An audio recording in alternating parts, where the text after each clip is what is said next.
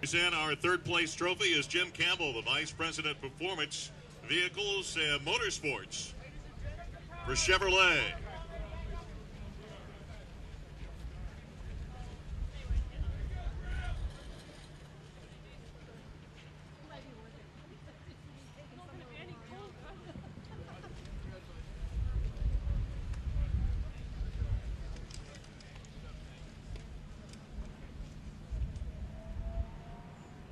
Now we move on to our second place finisher in today's race. Let's hear it for Takuma Sato. And here to present our second place trophy is Jim Campbell again.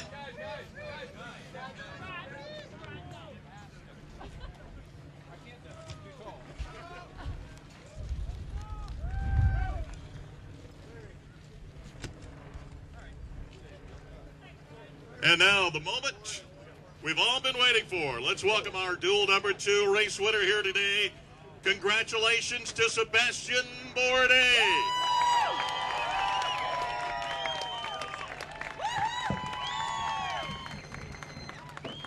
And presenting the trophy is Mary Barr, the CEO of General Motors. There's your first, second, and third.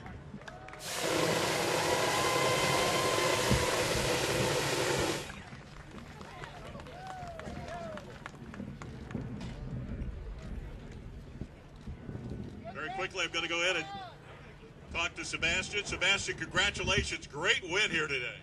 Yeah, like I said, yesterday I don't think we could have done any more wrong. And it's just a totally different day. We got everything right today. The guys did a great job in the pits, and the car was awesome. And every restart was pretty nerve-wracking at the end, but it also got us to the end. So, couldn't be any happier for the Mystic guys, the Hydroxycut guys, Circle K, Lone Star, Geico, and obviously Chevy. It's home, and we kept these Hondas at bay, and couldn't be any happier for that. Congratulations again. There you have first, second, and third from here in Detroit today.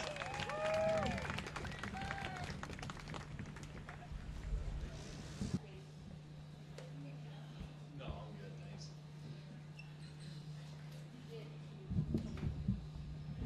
We'll go ahead and get started with today's Verizon IndyCar Series post-race press conference. We are pleased to be joined by our third place finisher in the Chevrolet Dual Detroit presented by Quicken Loans, Graham Rahal. This is Graham's 16th career podium finish, his third this season, his 27th career top 5 finish. Graham, obviously a very good result for you, coming off the heels of a tough result yesterday. Tell us about your race. Yeah, it was a really good day today. I, pretty pleased with everything. I was very disappointed in the penalty. I don't think it was deserved. Based on what the rules are, you're allowed to move before the person behind you does, and right after I got the wheel spin, I moved to the far right, and that's allowed. But apparently, it's not today. Unfortunately, we had to give up that position to Sato. But at the end, very proud to this team, Steak and Chick boys, keep working hard. I think we're up to 4th in points now, right behind Dixon, right ahead of Elio. But we really gapped on everybody that's been around us, or behind us. I think Newgarden and Marco. Closed up, I think, to all 3 in front. So happy with how it all went. I wish yesterday was a little better, but this definitely eases the pain. I think this is really our 3rd podium in the last 4 weekends, 3rd in the last 5 races, and feels really good. Not only is this a double-header weekend, the only one of the season, also the rain conditions made an extra challenge for this race weekend. How did your team handle that? Yeah, the guys did an excellent job. It was like ice out there. Concrete in the rain is typically the most slippery conditions that you can ever face.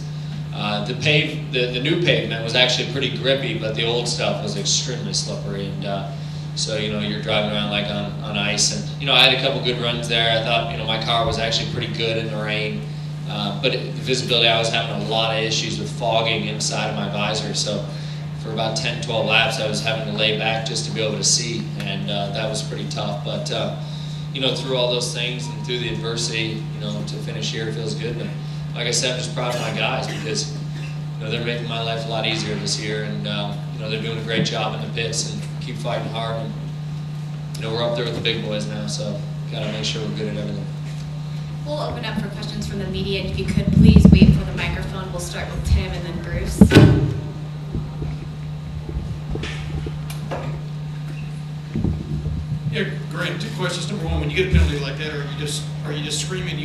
in front of the panel real quick and then explain, you know what I mean? And then number two, did you have anything there at the end for Tacoma or? I did, but I was out of overtakes. I had a hell of a run on Tacoma, but I just couldn't. I was out of overtakes, and he had a couple, so I was kind of toast in that regard. I was hoping it was going to go green in the end, because I don't think Bourdais would have made it. And I don't know if Tacoma could have either, but we were easily good on fuel, and I was excited to kind of duel it out with them. But you know, on the penalty side of things, obviously it's extremely frustrating. You know, I look at the incident yesterday and all the avoidable contact that happened there. I got penalized for the same thing in St. Pete, and here nobody gets anything, and it's just very frustrating. I think you know, we need to keep reviewing that and obviously working on it. But there's just nothing you can do when you're in the car there. You just got to fight as hard as you can. I knew it would be hard here, you know, to get back by him. That's for sure. But I'm pleased to be here on the podium. Bruce? Two questions. One is, would you like to see race control kind of let you guys race a little bit more rather than, I mean, all these penalties are starting to look like watching an NFL game. I'd like to see 3 drivers in race control, 3 retired drivers that know what's going on. I mean, it's no disrespect to who's there. I think they've done a fair job with what they've been given, and I know it's not easy. I know that for sure. Unfortunately for me, I always have an in-car camera, so it's easier to call me than almost anybody else. But I think, you know, you need to go find three retired guys that have been through this, been through the ringer. Paul Tracy, you know, guys like that know exactly, you know, the ins and outs of this, that can make a fair call every time. And also, Honda went 1-2 yesterday. Today they went 2 through 9. Even though it's a rain-affected race, do you see improvement coming from Honda? We need to keep improving. I'm proud of the guys and all the efforts they're doing, but the rain is the ultimate equalizer. And I can tell you from being behind Elio, he was pretty fast in a straight line. So we got a little work to do, but you know, at the end of the day, these guys keep working very hard, and I'm very proud of them because they've been getting blasted by everybody, and Honda hasn't quit. You know, they keep working hard, and it's great to see. Patrick? Yeah, Graham, a little on the Honda thing. Even when it was dry, I didn't see a vast difference between the Hondas and the Chevrolets. Is it partially the nature of the circuit being so tight? It's not a long straight line. Yeah, possibly. But you know, I look at it like this. I mean, everybody's been hard on Honda this year and all that sort of thing, but we've had a hell of a year. You know, yeah, we're leading the charge for them, but you know, our team and the way that everything's working for us right now is working pretty darn well. So I still think we can win races like we are, and we're going to keep working hard, you know, to get that win for them. But you know, it's yeah, this doesn't have long straights, so maybe that helps a little bit equalize things.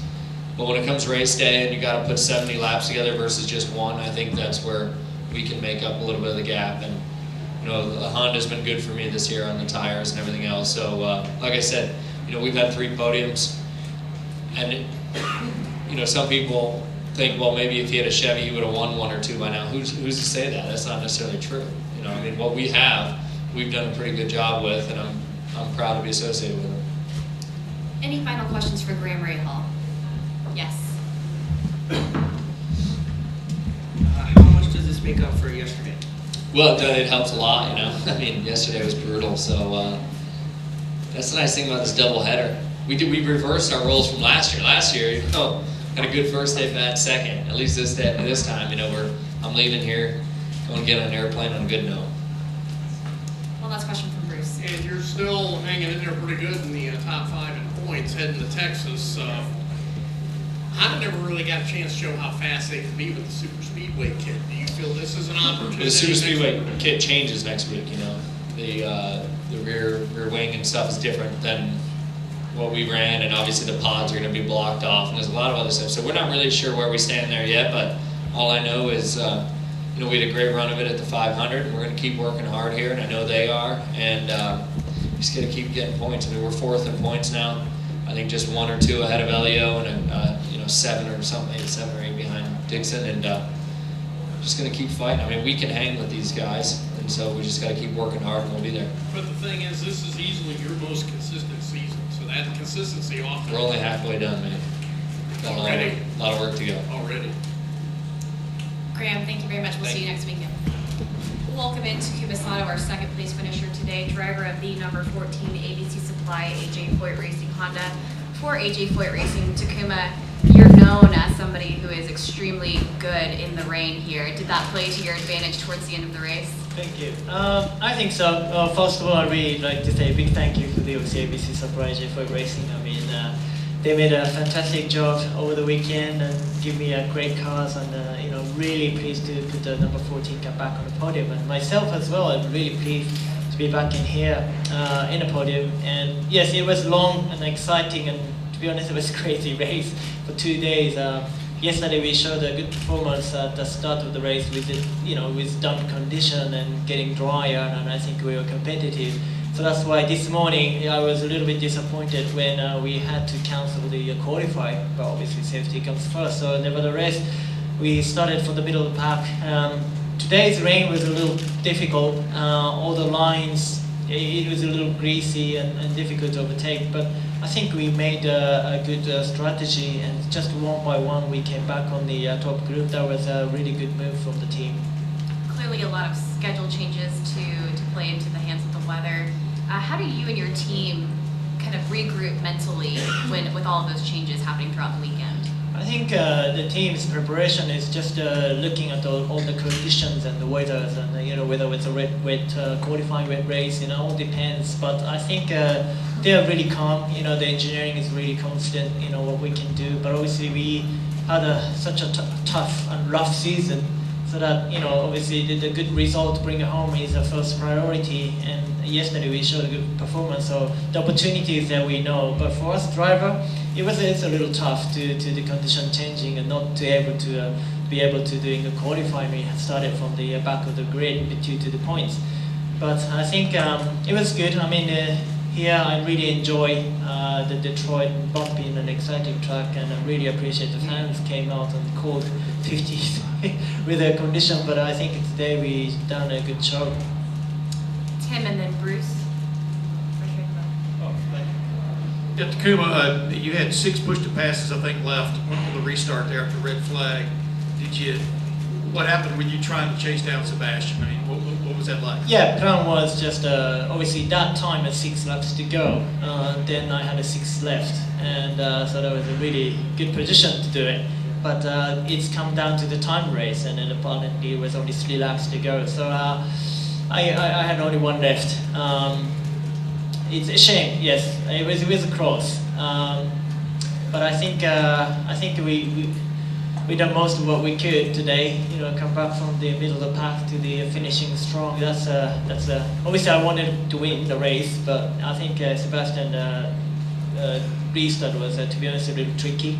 That's really caught Montoya out too. That we should do the steady acceleration from the last corner to the first acceleration point, but he de-accelerated, so we all had to brake, which is not really what we talk about for the briefing. So I leave it to the IndyCar's call for the regulation, but nevertheless I think Seb did a good job to holding off, and then for us it was an exciting race, so I tried to go for the win for the rest of the season, of course. You said 4 days you wanted to decelerate. Yes, yes he did. What was your view of the Graham Rahal block? Well, I had to back off. So it caught me surprised. He obviously had a little moment coming out the corner. He knew he lost the momentum, and he knew I was coming. And I was alongside him, but I was pointing on the heading to the wall, and I had to back off. So that was a little cross to the Sages move yesterday,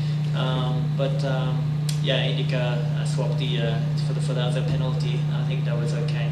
And of course, both races were affected by the rain, but Honda swept the top 2 yesterday, finished 2 through 9 today. Do you see improvement coming from Honda this weekend? I think it was a pretty good weekend for Honda. Yes, I mean Honda had a really tough phase for this one, because we had to change the front wing due to safety reason. You know, the less element, the front wing element. Okay, people say it's getting lighter front wing. Yes, but we lost a lot of downforce. You know, because how many elements we lost. So I think from that point of view, they worked really hard to try to maintain the same performance. And as a package, I think they did a good job. You know, they did a really good job for that. And I think we saw the Honda debris was less from that point of view. And hopefully that's a safe racing for safe fans. And yes, like you said, yesterday was a great day for the Hondas, you know. And today, Graham and I both took us on the podium, and I think we gained a chunk of the good points. But I think we have to see this is a very rare, as the condition changed so much. But we keep on pushing, and like Graham said, and hopefully on the second half of the season we compete as hard as we could. Patrick? Takuma, you actually bring a lot of fans here. You thank the fans that are here. How are things going in Japan as far as your people following your racing? From Japan? Yes. Yes. Yes. I have to say a big thank you. You know, they're doing live broadcasting, and I don't know what time. It's probably 5 a.m. in the morning. But they're really excited. I had great support, and so many fans actually fly into Detroit. And that's great for the IndyCar, great for the sport. I really appreciate for the fans, not only for Japan, but of course, you know, I come from internationally, and here in Detroit we see so many fans really enjoy the race. And so I'm really proud of this association, and very pleased to be certainly for ABC Safari AJ for racing. And AJ, we had a scary winter this season, and you know, it's finally AJ came back on last May. And he's a second, third attempt for the race, and now we present him as a good result. Hopefully we have more to come, and that's a really fan basis. Yes, up top, and then Bruce. Tommy Morris, Detroit City TV. First of all, the driving expertise from you and all the drivers in these conditions, I think everybody would agree was just extraordinary under these conditions.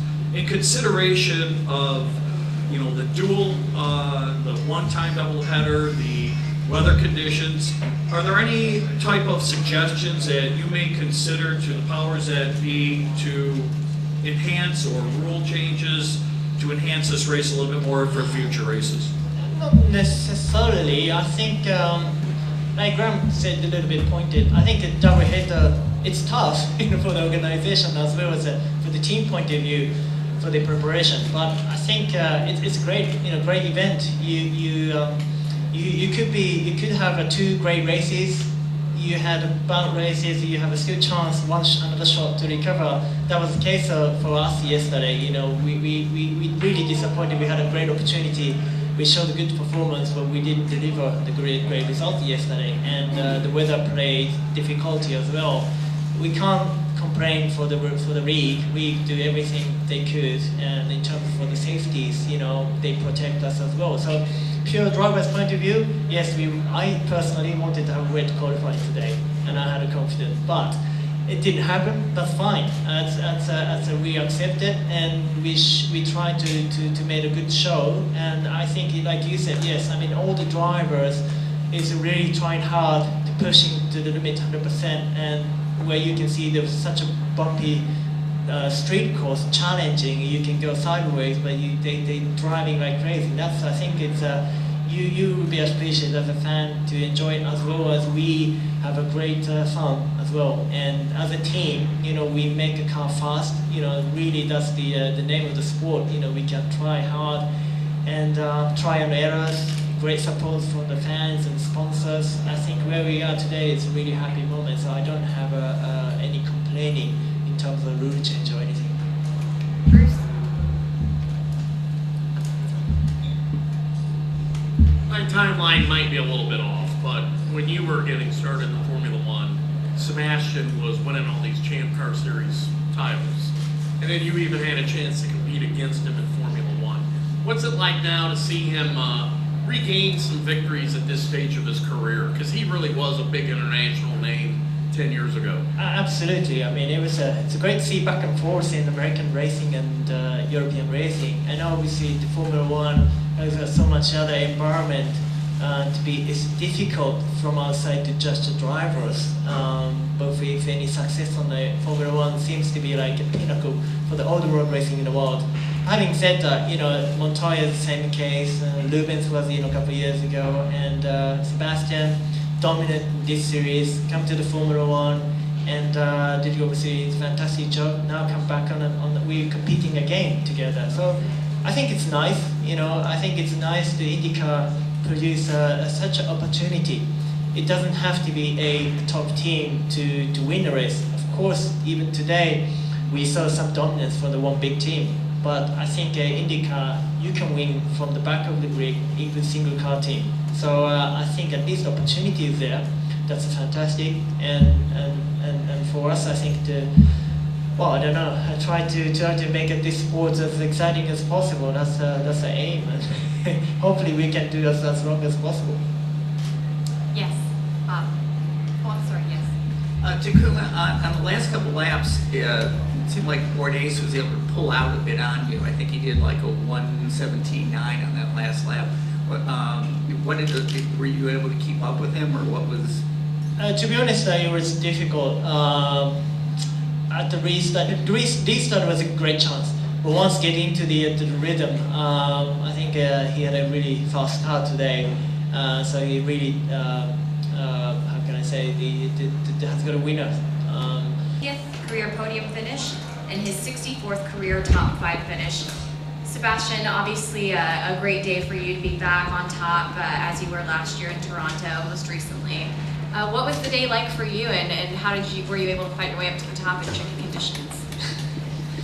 That's a bit of a long one, I guess. A very tricky race, and obviously after the debacle we had to go through yesterday was, obviously you probably witnessed what happened. We put on the wets way too early, and then we came back for dries, and then it rained, and then we had to come back again, and now we're lapped down, and everything pretty much went wrong. So it was like, all right, how do we bounce off of from that? And we were ready to go this morning. Obviously, got rained out in qualifying, and didn't have the best starting spot, but felt pretty comfortable that we could have a good day. And I was feeling pretty racy at the beginning. Picked up a couple of positions in the rain, and the car was very solid. I had a lot of confidence. And then there was all that middle stage of the race where it was very slippery. It started to rain again, and it felt like I was just going to stuff it every corner.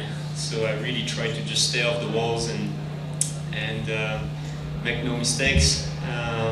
And it kind of worked out. We still came out of the pits in front of Elio and whoever we were racing with. I'm kind of losing track of everything here, but and then at that point, Yellow came out, and I was like, everybody's laying out, slicks. Man, there's no way. It's never gonna work.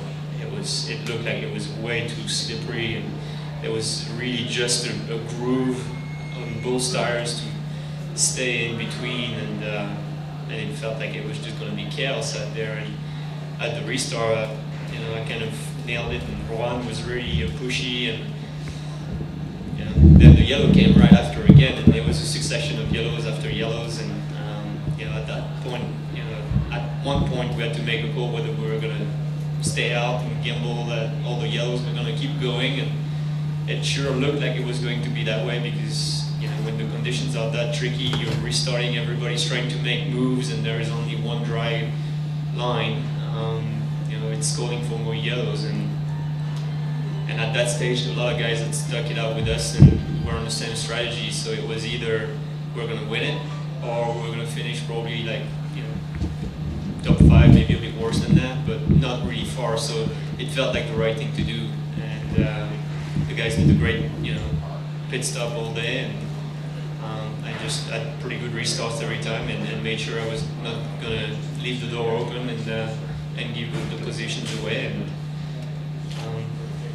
couldn't be any happier really. It's been a bit of a roller coaster ride this this weekend with all the weather coming through, and last year obviously was probably our weakest race of the season, so we didn't really know what we were going to get, but the car that was really strong when it needed to be, and it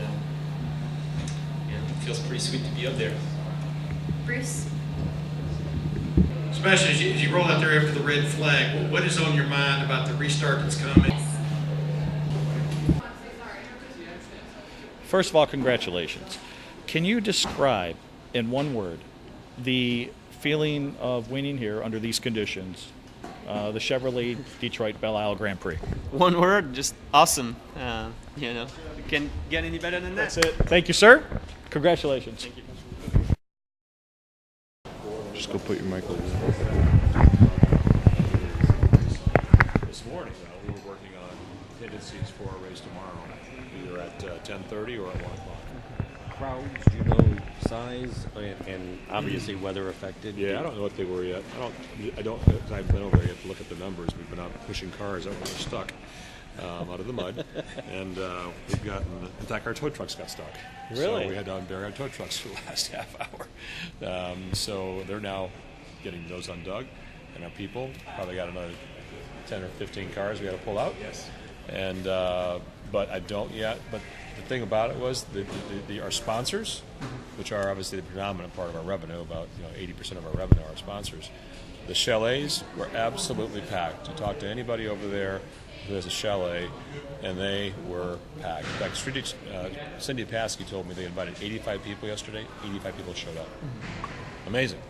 So the sponsors were very happy. We had people renew already for next year, which is amazing already. They said we want it back. So that's what I was most pleased about when I walked through there, was the people that were satisfied the most were the sponsors. Obviously the fans didn't show up today because of the weather, and in many cases you don't blame them, right? Right.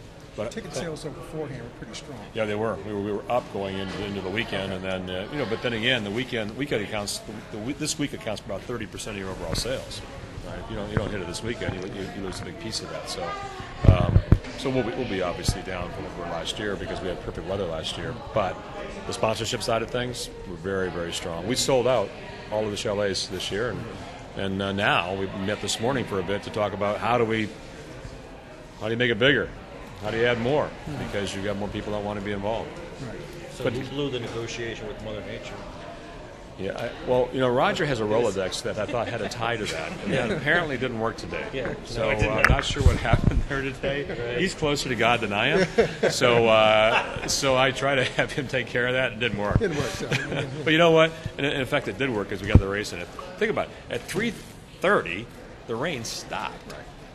Right? 3:30 is like getting there, and it stopped, and we got the race in. So. I mean, I am so happy. And IndyCar did a good job, by the way, also throwing the red flag. With 4.5 minutes to go, they could have gone around there and finished the race under caution. They threw the red flag to get us some action there the last few laps. The one irony of this whole weekend would be that, you made the changes to improve the speed, but actually the changes improved the drainage. Absolutely. That allowed the race to be even held. To be completed. Yeah, that is an irony, isn't it? That's just so damn ironic, right? So, but like I say, we would not have gotten that race this weekend, or the race yesterday probably, because of the drainage situation wouldn't allow it. And there are geese floating. The geese have sponsors too, or is that? They were just going in.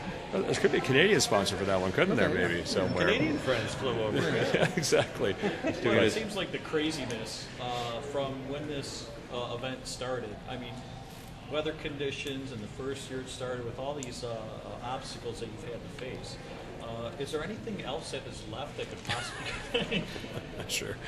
I'm not sure. And they've all been successful. Yeah, I mean, we've had and your staff has been absolutely wonderful. Well, you had track issues in 2012, right? That we had to repair. We still had track issues last year. People didn't know about that. We were still behind the scenes repairing, right? But that dilemma is behind me. I have officially retired from my masonry and asphalt skills on the racetrack for sure, and our team did a great job on how they designed that road. We never had any drainage problems. So now, whereas before it took several months to do the work here, that it denied some of the people access to the park. That's not really going to be an issue now this coming year because you don't have to do the road a lot race of stuff. Right, exactly. What our work now is we got to be off the island in 3 weeks. So my commitment is to be off here by the fireworks, so they can use this facility for parking. We also got some repair to do because with the weather we had today, you'll see some of the land is pretty scarred out there. Right, yeah. We'll return all that land to this, what it needed to be, what it used to be. So we got some work to do on landscaping, but other than that, we'll be out of here clean. And to your point, we're not going to have to do a lot of that construction work we had to do this past year. I do want to continue to. We are going to continue to invest. The lights across the MacArthur Bridge are all new. The Scott Fountain is flowing as a result of the Grand Prix. The lights around the lagoon are all new. They weren't working. My next task is I want to tackle the street lighting and the street lights work. Can you pave the lodge? That's my only request. Thanks, Dodie. Fine, All right, thanks. man. Appreciate it. Oh, Are you going Bud, to stick with the fantastic. week Thanks, after Bud. he needs That's 900 good. day? There we go. Tommy Morris with Detroit City TV. A couple words from Bud Danker, another chairman of the Detroit Belle Isle, the Chevrolet Detroit Belle Isle Grand Prix. Fantastic event again this year with all obstacles. It proves that this team can end up handling any situation that comes around them. So, hey, we hope you enjoyed the event. We encourage you to invest already for next year for the 2016 Chevrolet Detroit Belle Isle Grand Prix. Tommy Morris here in final words, again, from a fantastic 2-week period here in Detroit. Look for all of our great events on DetroitCity.tv on the events page. Signing off from Belle Isle, Tommy Morris.